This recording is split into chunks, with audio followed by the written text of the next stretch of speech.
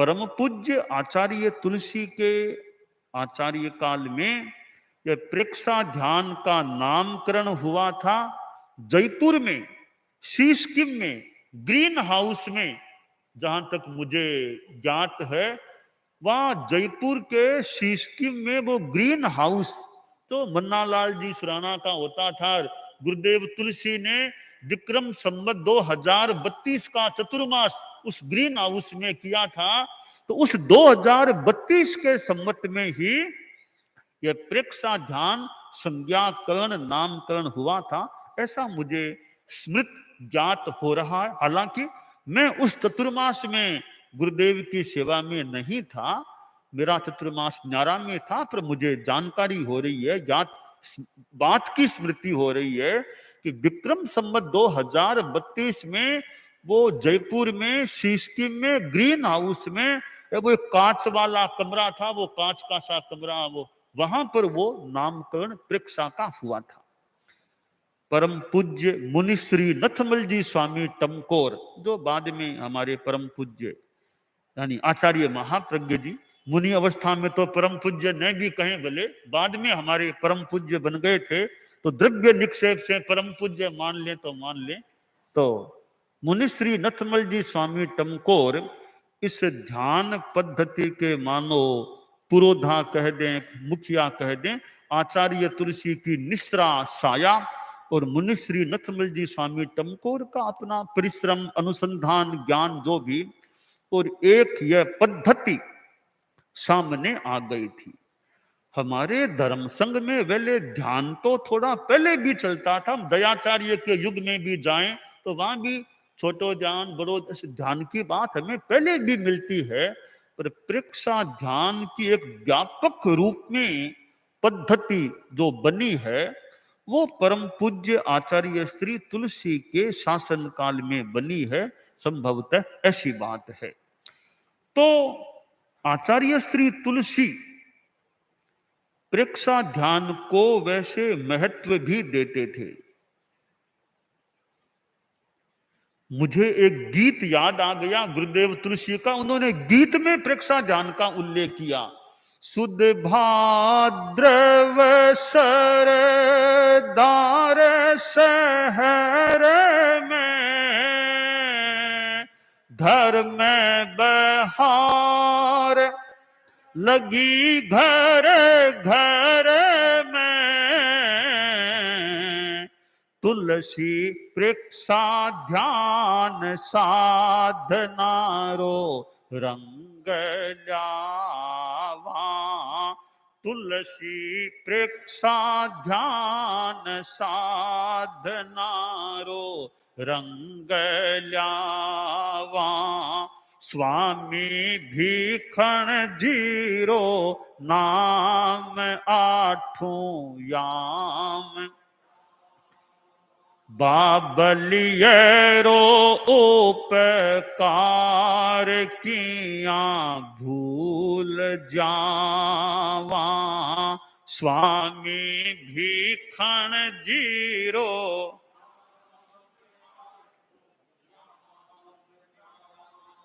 सांवरियो मारे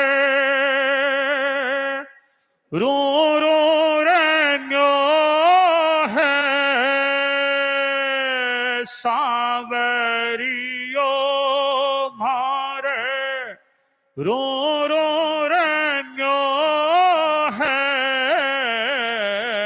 पल पल छीण छीण स्मृति सरसावा, पल पल छीण छीण स्मृति सर, स्वामी भीखण जीरो नाम आठों याम, बाबलियरो उपकार किया भूल।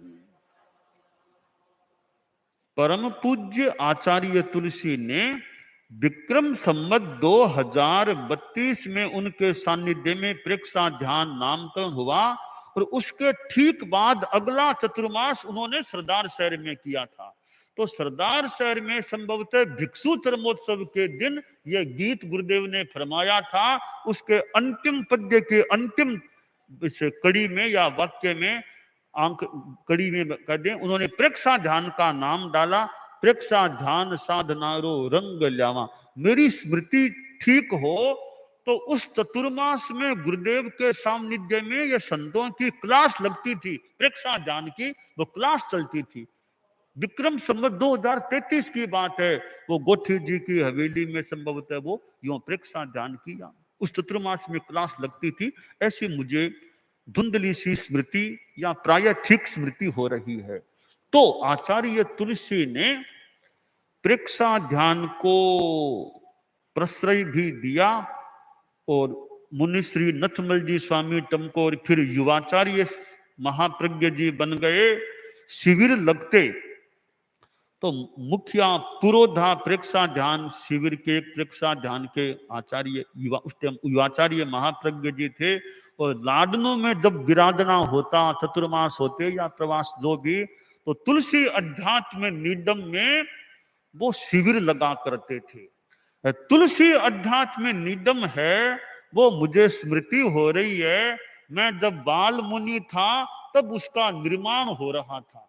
तब तुलसी अध्यात्म निडम का वो मुझे याद है, गुरुदेव पधारे थे, थोड़ी थोड़ी दीवार आई थी, वो निर्माण हो रहा था। तो उन दिनों में ये विक्रम संवत 2032 में इसके आसपास गुरुदेव लाडनों में विराजते थे। वो सेवा केंद्र की हवेलियां वहां विराजते थे। तो उन दिनों में फिर वो निडम का संभवतः निर्माण शुरू हुआ और गुरुदेव एक अवलोकन सा करने के लिए पधारे। निर्माण कार्य थोड़ा हो रहा था तो वो फिर बन गया था। वहां प्रेक्षा ध्यान के शिविर लगते और युवाचार्य महाप्रज्ञ जी तो फिर वहीं शिफ्ट हो जाते शिविर काल में वहीं विराजते। गुरुदेव भिक्षु विहार में विराजते जैन विश्व भारती में, युवाचार्य महाप्रज्ञ जी निडम में शिफ्ट हो जाते, वहां विराजते। और दर्शन के लिए गुरुदेव के पास संभवतः सवेरे पधार जाते। फिर अपराह्न में प्रवचन होता शिविर के अंतर्गत। तो आचार्य श्री तुलसी निडम में पधारते थे अपराह्न में। फिर वो नीचे जो हॉल है निडम में, वहां प्रवचन होता। तो युवाचार्य महाप्रज्ञ जी एक चौकी सी बनी वो होती, वो उस पर विराज, थोड़ी ऊंची पर गुरुदेव तुलसी विराजते। मुख्य वक्ता युवाचार्य महाप्रज्ञ जी होते। फिर उपसंहार सा आचार्य तुलसी करते। ये मुझे पुरानी स्मृतियां हो रही है और भी संतों को कईयों को याद होगी ये बातें। तो प्रेक्षा ध्यान जिसका प्रारंभ आचार्य तुलसी के समय हुआ और महाप्रज्ञ जी उसके मूल मानो कर्तम करता कह दे, जो भी कह दे, उसके एक आविष्कारक या अनुसंधायक जो भी उचित हो वे थे। तो प्रेक्षा ध्यान आज भी चल रहा है, आज भी शिविर लगते हैं। लाडनों में एक साल में कितने शिविर जैन विश्व भारती लाडनों में लग जाते हैं, और भी जगह लगते हो सकते हैं। तो पहले तुलसी अध्यात्म निडम ध्यान का वो स्थल था, आज भी इमारत तो होगी, अब तो नया और वहां बन चुका है। आचार्य तुलसी अंतरराष्ट्रीय प्रेक्षा ध्यान केंद्र बन गया, विकसित रूप में वो तैयार हो गया है। तो और भी जगह जगह आज प्रेक्षा विश्व भारती, नाम भी प्रेक्षा विश्व भारती, जो अहमदाबाद या उसके परिपार्श्व में, जहां आचार्य श्री महाप्रज्ञ जी ने सन 2002 का चतुर्मास किया था, वो भी एक प्रेक्षा नाम वाला संस्थान है। और भी कई जगह दिल्ली में अध्यात्म साधना केंद्र है, जहां वहां भी प्रेक्षा ध्यान की साधना चलती रही है। कभी तो धर्मानंद जी होते थे, अभी भी अपने ढंग से काम। और मेवाड़ में भी ऐसे स्थान है, तुलसी साधना शिखर आदि आदि ऐसे अनेक स्थल हैं। तो ये स्थल तो हैं, बस इन स्थलों में धार्मिक आध्यात्मिक गतिविधियां अच्छी चलती रहें। और जैन विश्व भारती एक तरह से मुख्य है संस्था प्रेक्षा ध्यान के लिए। वैसे प्रेक्षा इंटरनेशनल भी है, वो अलग एक अस्तित्व वाली संस्था है, वैसे पुरानी मूल संस्था जैन विश्व भारती है, जो इस प्रेक्षा ध्यान की जिम्मेवार शिविरों की आयोजक एक संस्था रही है। तो आज भी प्रेक्षा फाउंडेशन जैन विश्व भारती का एक विभाग या अंग है। तो जैन विश्व भारती का एक महत्वपूर्ण यह भी उपक्रम है प्रेक्षा ध्यान। तो प्रेक्षा फाउंडेशन जो विभाग है, तो ये प्रेक्षा ध्यान की गतिविधि आज कितनी प्रेक्षा वाहिनियां आदि अपने ढंग से एक दृष्टि से देखें तो थोड़ा व्यवस्थित रूप सामने आया है प्रेक्षा फाउंडेशन के द्वारा। और वो लेबल लेबल कई चीजें हो गई है, 1 लेबल 2 लेबल आदि आदि जो जो भी बातें हैं, यानी व्यवस्थित रूप भी सामने आया है। किस लेवल के व्यक्ति हैं, प्रशिक्षक है, उसमें भी किस कोटि की अर्हता पुष्ट रहनी चाहिए। तो यह प्रेक्षा ध्यान तो व्यापक गतिविधि है, लोक कल्याणकारी गतिविधि है।